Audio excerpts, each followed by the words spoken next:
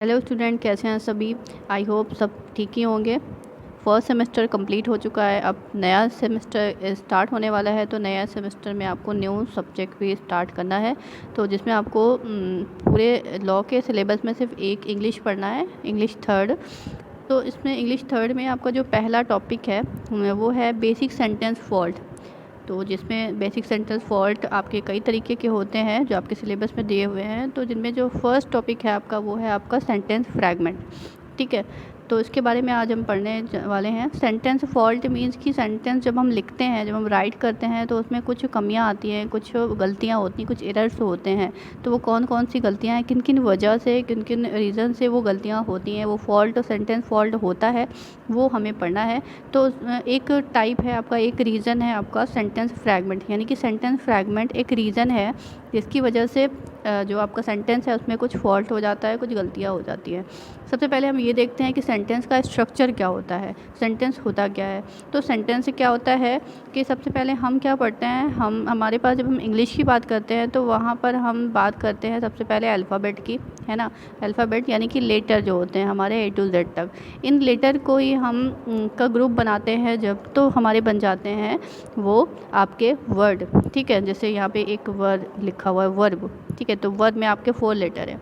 ठीक है, और देन इन वर्ड्स को जब हम कलेक्ट करते हैं, कंबाइन करते हैं, तो हमारे बन जाते हैं सेंटेंस। बट कंडीशन क्या है कि सेंटेंस आपका क्या होता है जिसका मिनिमम स्ट्रक्चर होता है कम से कम एक सब्जेक्ट हो और एक वर्ब हो और कंप्लीट थॉट हो, तो वो हमारा कहलाएगा एक सेंटेंस। जनरली जो सेंटेंस का स्ट्रक्चर होता है उसमें हमारी ये चीज़ें इन्वॉल्व होती हैं।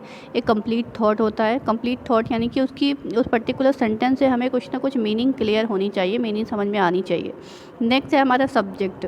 ठीक है, सब्जेक्ट क्या होता है, सब्जेक्ट क्या है जिसके बारे में हम बात कर रहे होते हैं, तो उस पर्टिकुलर पर्सन या थिंग का नेम जो होता है वो हमारा कहलाएगा सब्जेक्ट। नेक्स्ट हमारा क्या आएगा, वर्ब।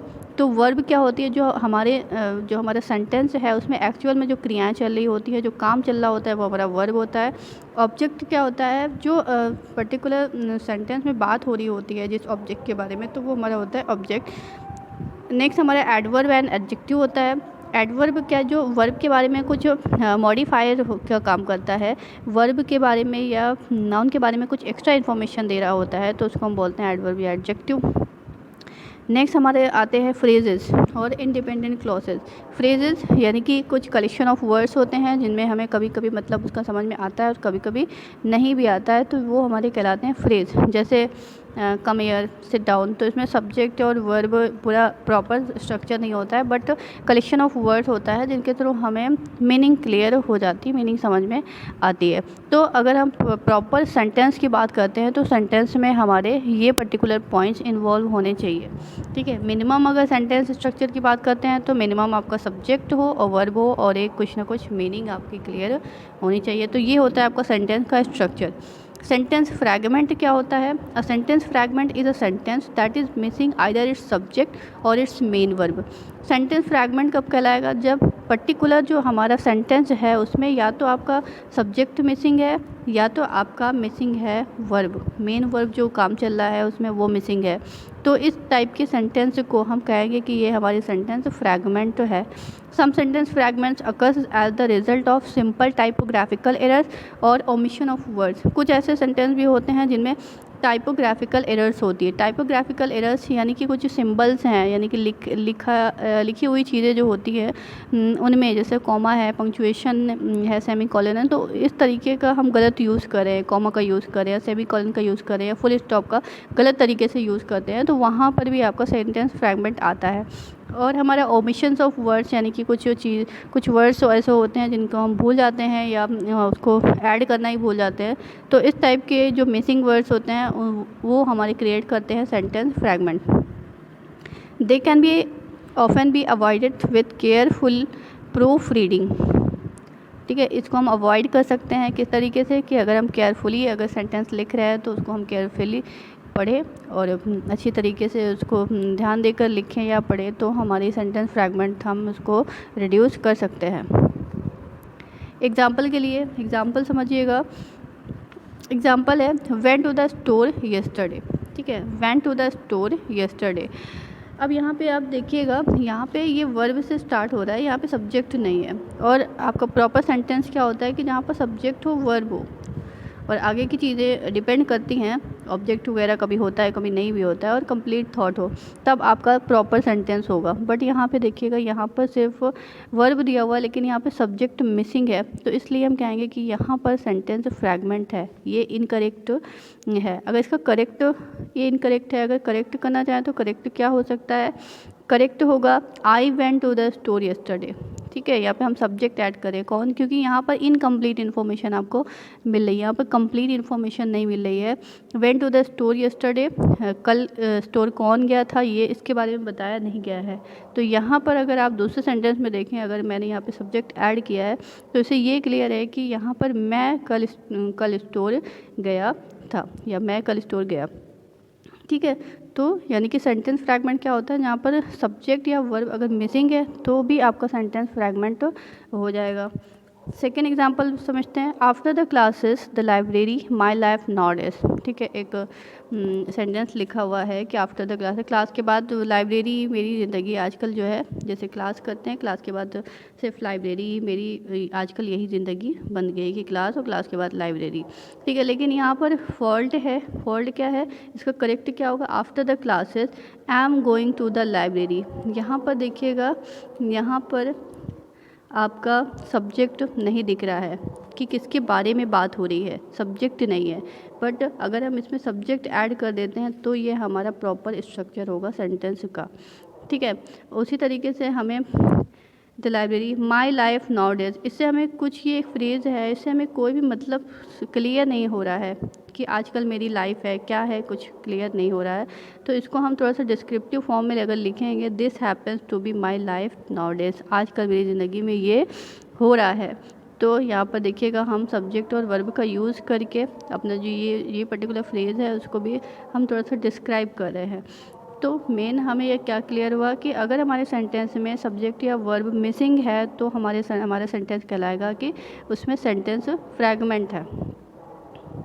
द फर्स्ट सेंटेंस, इसमें जो एग्जांपल दिया गया है, the first sentence above does not have a subject, पहले सेंटेंस में आपका सब्जेक्ट नहीं था, and the second one does not have the main verb, और दूसरे सेंटेंस में आपका मेन वर्ब भी नहीं था।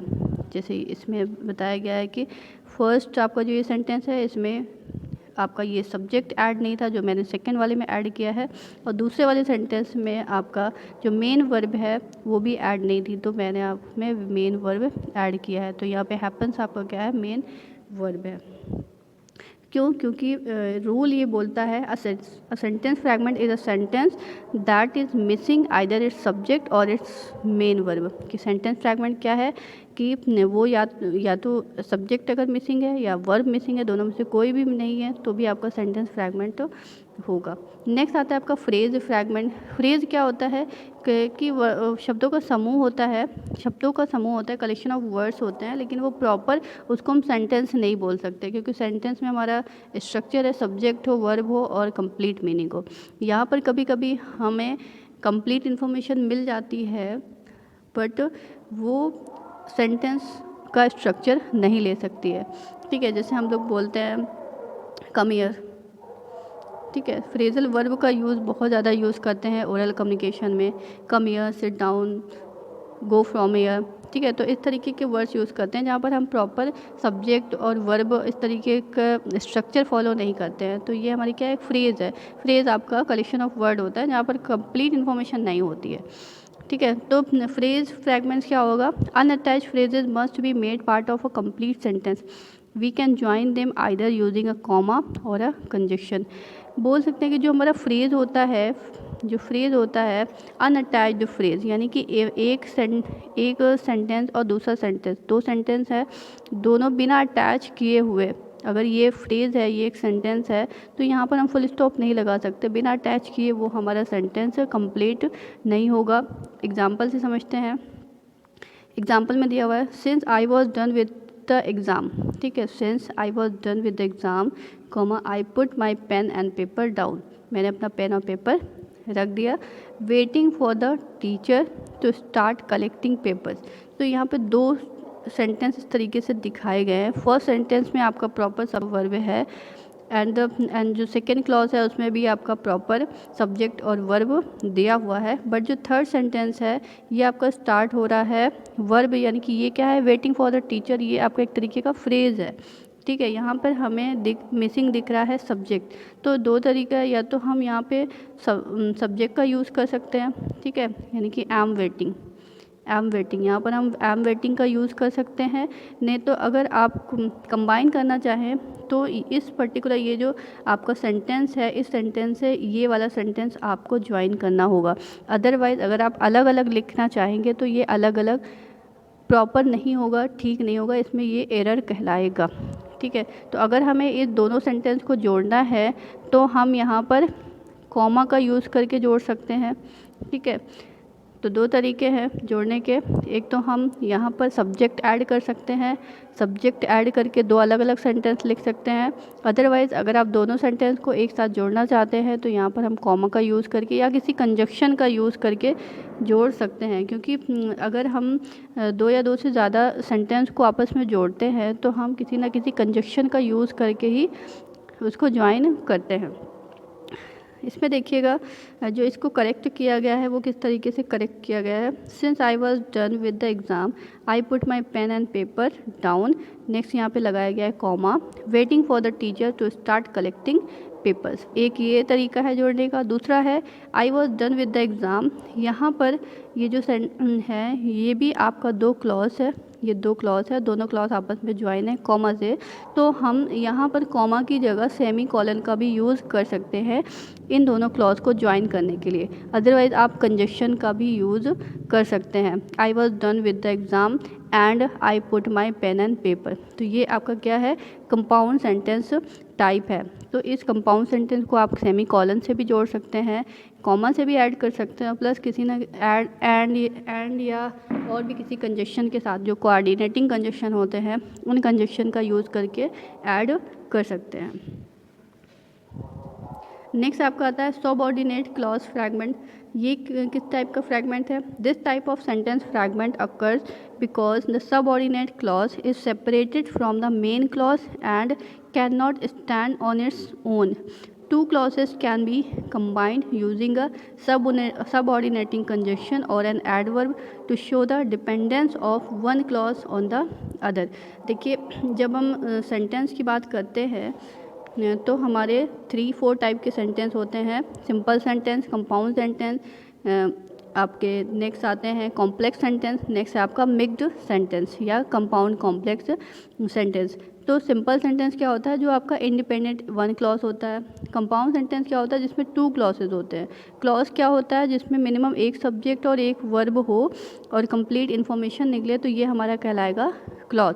ठीक है, तो ये एक क्लॉज है और दो या दो से ज़्यादा क्लॉज जो होते हैं एक सेंटेंस में जोड़े जाते हैं कंजक्शन के साथ या सेमीकोलन के साथ या कॉमा के साथ। ठीक है, तो ये हमारे कहलाते हैं कंजक्शन। तो कंजक्शन भी हमारे 3 टाइप के होते हैं। एक आपका होता है कोऑर्डिनेटिंग कंजक्शन, दूसरा है सबऑर्डिनेटिंग कंजक्शन, तीसरा है रिलेटिव एंड नेक्स्ट है कोरिलेटिव कंजक्शन एंड नेक्स्ट आपका जो आपके सेमीकोलन यूज़ होते हैं कंजक्शन के लिए, सॉरी ये कोऑर्डिनेटिंग कंजक्शन में यूज़ होते हैं सेमीकोलन भी। ठीक है, तो कोऑर्डिनेटिंग कंजक्शन कौन होते हैं, जो आपके फॉर एंड येट सो, तो ये आपकी क्या है, कोऑर्डिनेटिंग कंजक्शन है। और सबऑर्डिनेटिंग कंजक्शन कौन होते हैं, सबऑर्डिनेटिंग कंजक्शन बहुत सारे हैं, जैसे इफ़ है, बिकॉज है। तो ये आपके ऐसे कंजक्शन होते हैं जो किसी भी सेंटेंस के साथ अगर लगा दिया जाए या किसी भी क्लॉज के साथ अगर ऐड कर दिया जाए तो उस पर्टिकुलर क्लॉज को वो डिपेंडेंट बना देता है। अब इंडिपेंडेंट और डिपेंडेंट क्लॉज क्या होते हैं? इंडिपेंडेंट क्लॉज वो क्लॉज होते हैं कि अगर आपको कंप्लीट मीनिंग मिल जा रही है किसी एक क्लॉज से ही, तो वो आपके कहलाएंगे इंडिपेंडेंट क्लॉज। जैसे आई एम गोइंग, ठीक है, आई एम गोइंग, मैं जा रहा हूँ या मैं जा रही हूँ, तो आई एम गोइंग, इससे आपको कंप्लीट थॉट मिल रहा है। बट उसी जगह अगर हम बोलते हैं इफ़ आई एम गोइंग, ठीक है, इफ़ आई एम गोइंग, तो ये हमारा कंप्लीट इन्फॉर्मेशन नहीं है। इफ़ आई एम गोइंग के बाद हमें ये लगेगा कि इसके बाद क्या होने वाला है, तो इसके आगे हमें और भी वर्ड्स की और भी क्लॉज की रिक्वायरमेंट होती है सेंटेंस को कंप्लीट करने के लिए, तो ये हमारे कहलाते हैं सबऑर्डिनेटिंग क्लॉज। तो यहाँ पर जो बात हो रही है वो हो रही है सबऑर्डिनेटिंग क्लॉज, यानी कि डिपेंडेंट क्लॉज की, कि फॉर एग्जांपल ये डिपेंडेंट क्लॉज है, तो डिपेंडेंट क्लॉज अपने आप में कंप्लीट नहीं हो सकता है, यानी कि हम इसे नहीं बोल सकते कि ये एक सेंटेंस बनेगा, क्योंकि यहाँ पे इफ़ लगा हुआ है, इफ़ आपका सबऑर्डिनेटिंग कंजक्शन है और ये इस सेंटेंस को डिपेंडेंट बना रहा है। तो इंडिपेंडेंट जो डिपेंडेंट क्लॉज है वो हम उसको एज इट इज़ नहीं लिख सकते हैं, वो हमारे सेंटेंस की फॉल्ट होगी, बल्कि हमें इस क्लॉज को किसी न किसी इंडिपेंडेंट क्लॉज के साथ ज्वाइन करना होगा। एग्जाम्पल से समझते हैं। एग्जाम्पल है स्टूडेंट्स डिसलाइक मिस्टर जॉन्स। ठीक है, स्टूडेंट डिसलाइक मिस्टर जॉन, ये आपका क्या है, एक कंप्लीट इन्फॉर्मेशन लिख रही है कि जो स्टूडेंट्स है, विद्यार्थी हैं, वो मिस्टर जॉन को डिसलाइक करते हैं, पसंद नहीं करते हैं। तो ये कंप्लीट है, यानी कि ये क्या है, आपका इंडिपेंडेंट क्लॉज है। दूसरा है because his classes can be taught, because his classes can be tough, तो क्योंकि उनकी क्लासेस टफ होती है, कभी कभी कठिन होती है, तो इसलिए बच्चे पसंद नहीं करते। लेकिन अगर हम ओनली इस क्लॉज की बात करते हैं, क्योंकि उनकी क्लासेस टफ होती हैं, तो इससे हमें कंप्लीट इन्फॉर्मेशन नहीं मिल पा रही है, जब तक कि हमें इस वाले क्लॉज के बारे में नहीं पता चलेगा। तो इसलिए हम कहेंगे कि ये हमारा इंडिपेंडेंट क्लॉज है और ये हमारा डिपेंडेंट क्लॉज है। तो यहाँ पर फॉल्ट क्या है, यहाँ पर फॉल्ट ये है कि ये क्लॉज और ये क्लॉज आपस में ज्वाइन नहीं है, बल्कि ये अलग अलग सेंटेंस दिखाए गए हैं, क्योंकि यहाँ पर भी फुल स्टॉप लगा, यहाँ पर भी फुल स्टॉप लगा हुआ है। तो अगर हम यहाँ पर जो आपका ये जो डेफिनेशन है वो ये कह रही है कि आपकी ये डिपेंडेंट क्लॉज है, ये इंडिविजुअली नहीं रह सकते हैं। ठीक है, इनको हमें ज्वाइन ही करना होगा इंडिपेंडेंट क्लॉज के साथ। तो हम ज्वाइन कर देते हैं। तो इसका करेक्ट क्या होगा, student dislike mister Johns because, full stop हमने हटा दिया और बिकॉज को इसमें ही ऐड कर दिया as a conjunction, because his classes can be tough.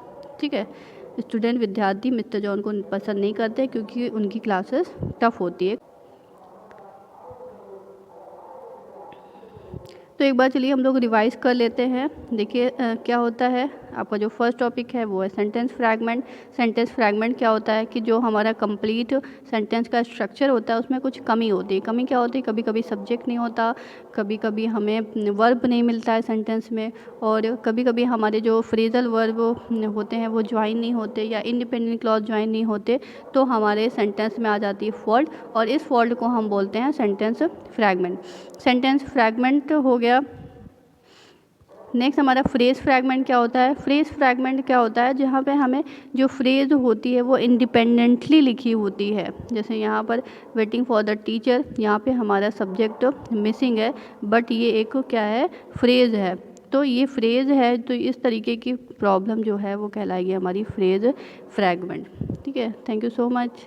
Like share and subscribe करना मत भूलिएगा। आई होप सबको समझ में आ ही गया होगा। 2-3 बार इसको देख लीजिए, क्लियर हो जाएगा।